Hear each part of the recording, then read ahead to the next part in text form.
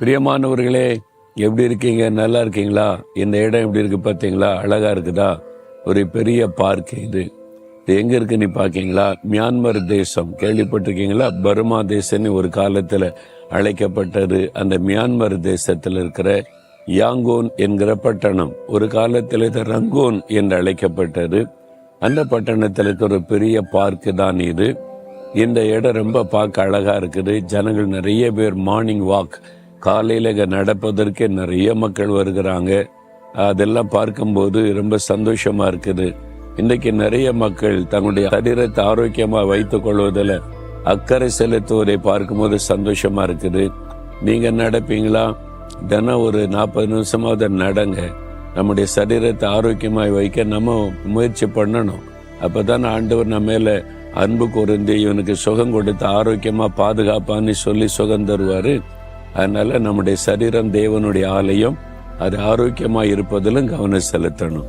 சரி, இன்னைக்கு ஆண்டவர் எனக்கு என்ன வார்த்தை வைத்திருக்கிறார் அப்படின்னு நினைக்கிறீங்களா? 92ஆம் சங்கீதம் 10ஆம் வசனத்துல, என் கொம்பை காண்டாமிருகத்தின் கொம்பை போல உயர்த்துவீர், புது எண்ணெயால் அபிஷேகம் பண்ணப்படுகிறேன். ஒரு தேவ மனுஷன் சொல்லுகிறார், தேவனே என் கொம்பை காண்டாமிருகத்தின் கொம்பை போல உயர்த்துவீர், புது எண்ணெயால் நான் அபிஷேகம் பண்ணப்படுகிறேன் அப்படின்னு சொல்லுகிறார். காண்டாமிருகம் பார்த்திருக்கீங்களா?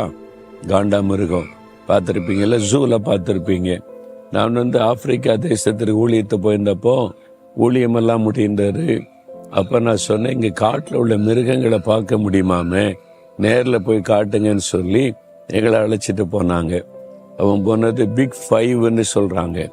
காண்டாமிருகம், அதாவது ஆப்பிரிக்கா யானை, சிங்கம், அப்புறம் சிறுத்தை, அப்புறம் இந்த பைசன் பெரிய காட்டெருமை இருக்குல்ல, அதெல்லாம் பிரம்மாண்டமா இருக்கு. அது பிக் 5 பெருசு அப்படின்னு சொல்றாங்க. அதுல காண்டாமிருகம். அப்ப எங்களை ஜீப்ல கூட்டிட்டு போனாங்களா, ஒரு இடத்துல பார்த்தா நிறைய காண்டாமிருகம். இந்த காட்டுக்குள்ள நேரடியா பார்க்கும்போது ரொம்ப மகிழ்ச்சியா இருக்குல்ல, த்ரில்லிங்கா இருக்கும்ல. ஜூல ஒரு கூண்டுக்குள்ள பாக்குறது வேற, காட்டுக்குள்ள நடமாடும் போது பாக்குறது வேற. அதோடைய உருவம் பார்த்தீங்கன்னா அவ்வளவு பெருசா இருக்குது. அதோடைய தோல்லாம் பார்த்தீங்கன்னா அது மாதிரி அதை பார்க்கும் போதே தெரியுது அதனுடைய உறுதி, அதனுடைய இரும்பு மாதிரி இருக்குது. அதனுடைய கொம்பு தான் விசேஷமானது. ஒற்றை கொம்பு உள்ள காண்டாமிருகம் இருக்குது, இரட்டை கொம்புகள் உள்ள காண்டாமிருகம் இருக்கிறது. காண்டாமிருகத்தின் சிறப்பே அதனுடைய கொம்பு தான். கொம்புக்கு முன்னால எதுவும் நிக்க முடியாது. அந்த கொம்பை வச்சு அது முட்டி தள்ளிடுது. எதுவுமே சிங்கம் கூட அது பக்கத்துல நெருங்க முடியாது. அந்த கொம்புல தூக்கி வீசிரும். அந்த மாதிரி பலன் உள்ளது அந்த கொம்பு.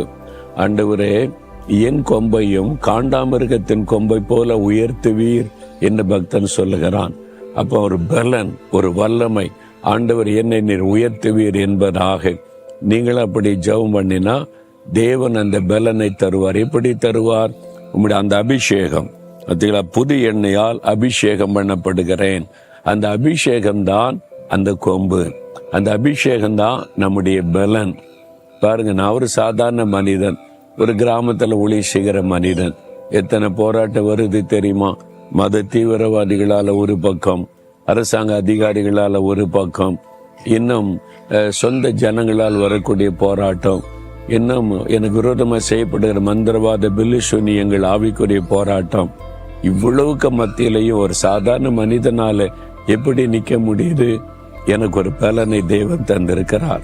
காண்டாமிருகத்தின் கொம்பு கோத்த பலன், அது என்னுடைய அபிஷேகம், கர்த்தர் கொடுத்த அபிஷேகம்.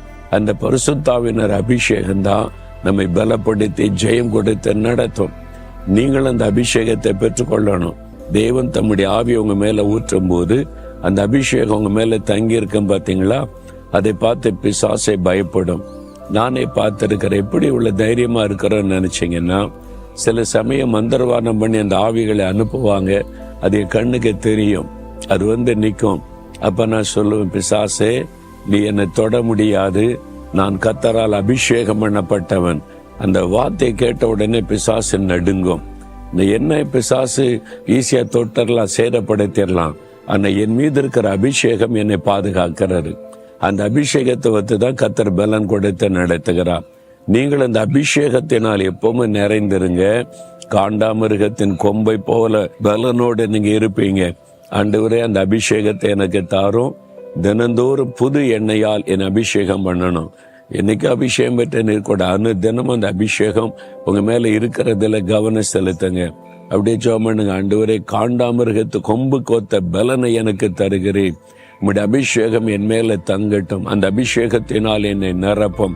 பரிசுத்த ஆவியானவர் என் மேல தங்கியிருந்து என்னை வழி நடத்தும். இந்த நாள்ல நாங்கள் ஜெயம் பெற்றவனாய் முன்னேறி செல்ல அந்த அபிஷேகம் பலன் தருகிறதற்காய் ஸ்தோத்திரம், ஸ்தோத்திரம். இயேசுவின் நாமத்தில் ஜெபிக்கிறோம் பிதாவே. ஆமேன், ஆமேன்.